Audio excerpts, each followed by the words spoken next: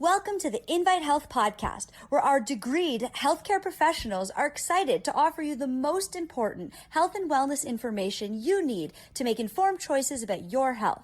You can learn more about the products discussed in each of these episodes and all that Invite Health has to offer at www.invitehealth.com/podcast.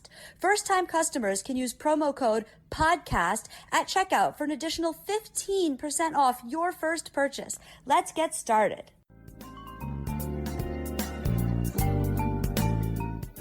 Longer daylight hours, the summer sun, and of course warmer weather. It makes most people so happy. But did you know that seasonal affective disorder can affect people in the summer months as well? And I want to talk about why that is. I'm Dr. Amanda Williams, Scientific Director at Invite Health. And when it comes to fun in the sun, most people really look forward to those warmer summer months. But it is a time where many individuals actually can deal with higher levels of anxiety and even mild to moderate depression. So why would that be? We oftentimes think about seasonal affective disorder and how when we don't have enough daylight, this can affect our melatonin and our overall circadian rhythm and lead to maybe not so great mood, not so great sleep, but we wouldn't expect to see the same thing happen in the summer. However, we now understand that this is actually quite common.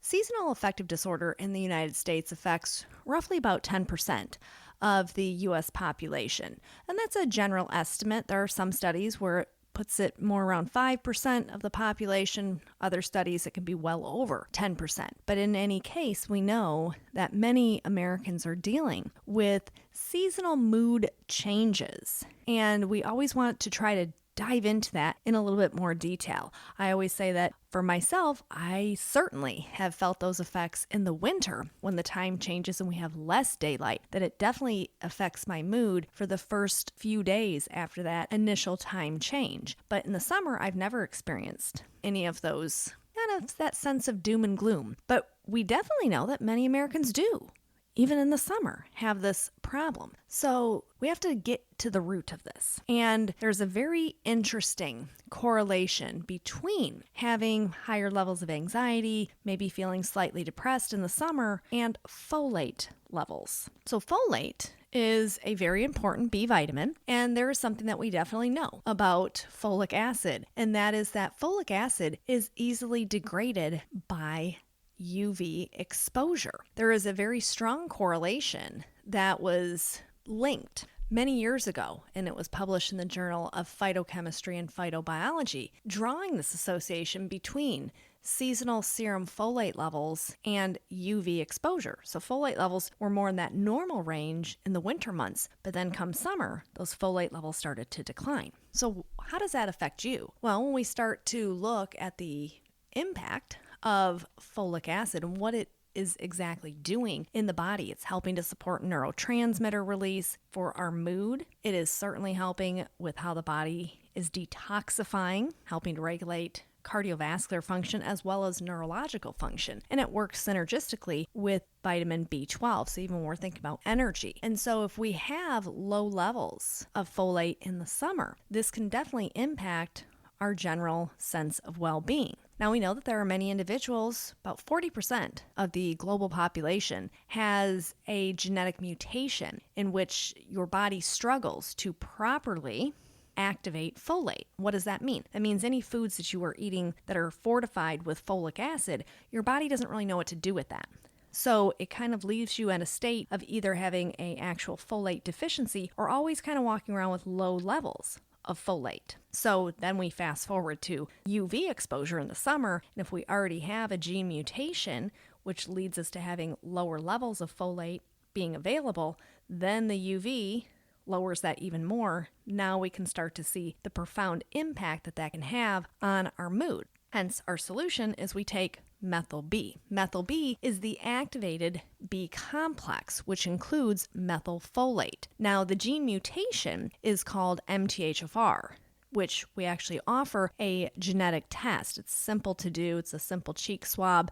If we find that you have a gene mutation on either of the two MTHFR genes, then this is a clear indication that you always need to be supplementing with activated folate. So then we kind of bypass the fact that your body struggles to activate folate, and we take the activated form right from the get-go. So this is one solution. But this is also a very key takeaway for those who are affected with seasonal affective disorder in the summer, is to make sure you are taking your methyl B, 1 capsule per day throughout those summer months when your folate levels are more prone to being degraded because of that UV exposure. So then you can go out and you can enjoy that fun in the sun and have a little bit better attitude towards that. We know that there are many different reasons outside of just UV exposure and having the MTHFR mutation that can lead to folate deficiencies. We know that dietary intake is one of the biggest factors that plays into this. Not getting adequate exposure